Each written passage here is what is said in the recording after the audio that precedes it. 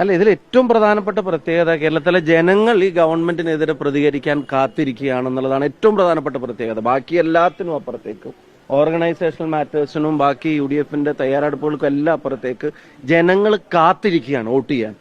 ആ വോട്ട് ചെയ്യുന്നത് ഈ ഗവൺമെന്റിനെതിരായിരിക്കണം അവർക്ക് നിർബന്ധമുണ്ട്. ഓരോ ഇൻസിഡൻസും ഇപ്പോൾ റീസെന്റ് ആയിട്ട് നടന്നുകൊണ്ടിരിക്കുന്ന ഇൻസിഡൻസ്, അഴിമതിക്കും ഭരണത്തകർച്ചയ്ക്കും ഉൾപ്പെടെയുള്ള കാര്യങ്ങൾക്ക്, ഇപ്പം നാഷണൽ ഹൈവേ ഉൾപ്പെടെയുള്ള കാര്യങ്ങൾക്ക് എല്ലാവരും കാത്തിരിക്കുന്നത് വോട്ട് ചെയ്യാൻ, UDFന് വോട്ട് ചെയ്യാനാണ്.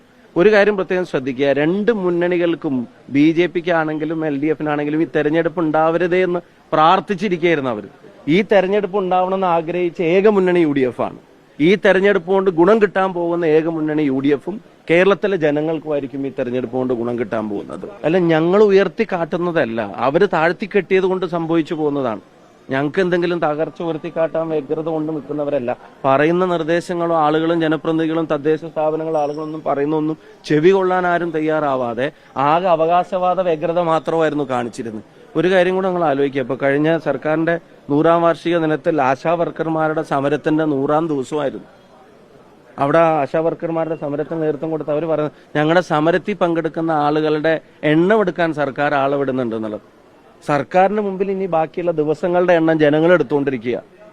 അതിന്റെ ഏറ്റവും വലിയ പ്രഖ്യാപനമായിരിക്കും നിലമ്പൂർ തെരഞ്ഞെടുപ്പ്.